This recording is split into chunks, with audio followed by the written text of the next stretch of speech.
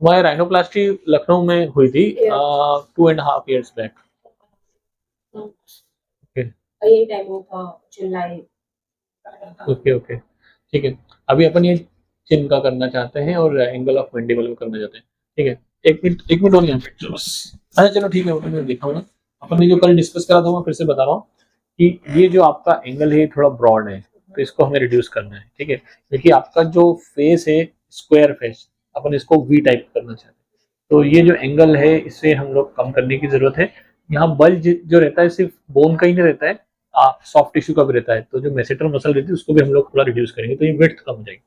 उसके अलावा ये चीन वाला पार्ट है, इसका प्रोजेक्शन अपन बढ़ाना चाहते हैं, तो कई बार हम लोग इसको इम्प्लांट से करते हैं, और इम्प्लांट आपके इसमें हम लोग इसलिए नहीं कर रहे कि अगर इम्प्लांट करेंगे तो भी वो लोकलाइज इस जगह प्रोजेक्शन रहेगा, आपका पूरा ही पार्ट है जो विड्थ ज्यादा है सबका ही, मतलब अपने को प्रॉपर आगे बढ़ाना है, क्योंकि इम्प्लांट नहीं वाला पार्ट आगे नहीं बढ़ता है।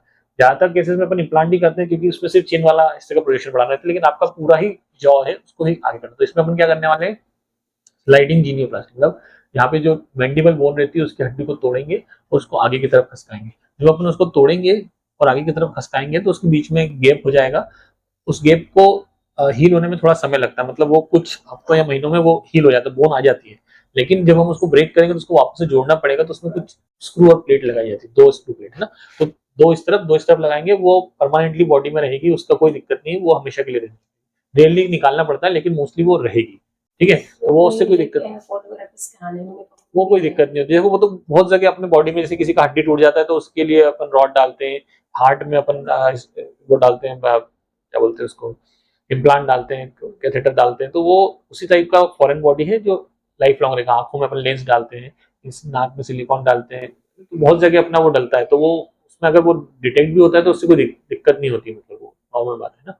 और अब इसमें अपने को जो टाइम लगेगा करीब 2 घंटे का समय लगेगा।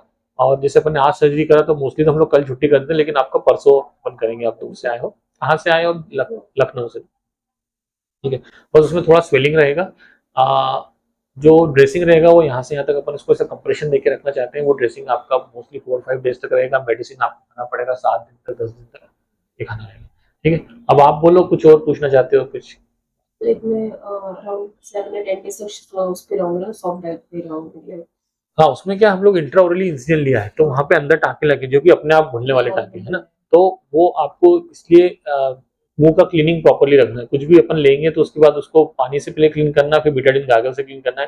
ज्यादा कड़क चीजें खाएंगे तो वो फिर उस पर टाँकों पे जोर पड़ता है, इसलिए हम लोग बोलते हैं कि सॉफ्ट डाइट, पहले लिक्विड लो 1-2 दिन, फिर उसका सॉफ्ट डाइट लो, मतलब धीरे धीरे करके ले सकते हैं, मतलब उसमें कोई बहुत ज्यादा दिक्कत नहीं होती। बस मुंह का क्लीनिंग रखना है, वो इंपॉर्टेंट है। वो टाँके अपने आप गल जाएंगे करीब 2 से 3 हफ्ते का समय, है ना। यहाँ से जो करेंगे वो आउटर साइड से देखो ये एंगल ऑफ मैंडिबल में क्या होता है, हम लोग पहले तो कोशिश करते हैं कि अंदर से ही करें, क्योंकि अपन इंट्राओरली ओपन करते हैं, अपन बाहर कोई कट लगाना नहीं चाहते।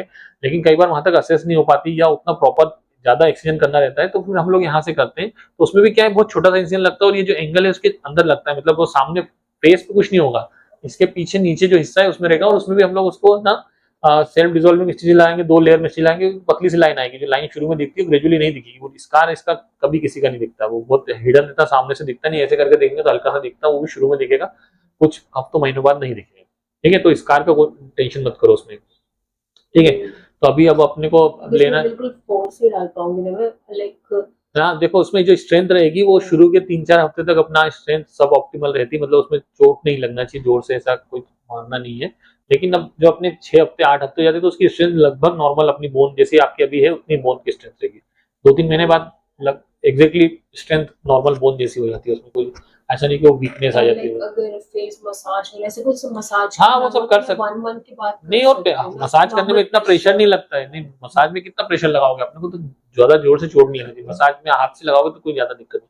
नोज का अपन ने बात कर ली है, आपका रिवीजन राइनोप्लास्टी करना पड़ेगा। इसमें जो टिप है बहुत ज्यादा ही प्रोजेक्टेड है, इसको टिप को हम लोग छोटा करेंगे, शार्प करेंगे, यहाँ पे थोड़ा हम जैसा फीलिंग है अप्स एंड डाउन से उसको यूनिफॉर्म करेंगे। इसको ऊपर से लेकर नीचे तक पूरा अलाइनमेंट में कर देंगे, यूनिफॉर्म में कर देंगे, हाँ, क्योंकि अभी तो बहुत ज्यादा ही प्रोजेक्टेड हो गया, थोड़ा ऊपर अब अपवर्ड भी है, उसको टिप को थोड़ा नीचे भी लाना है और छोटा भी करना है टिप को। एक अपवर्ड है उसको ऐसे सेम प्लेन में करेंगे तो हाँ हाँ, उसको नीचे तो लाना ही है, मतलब नीचे लाएंगे, ठीक है। तो इनको चेंज करो फिर।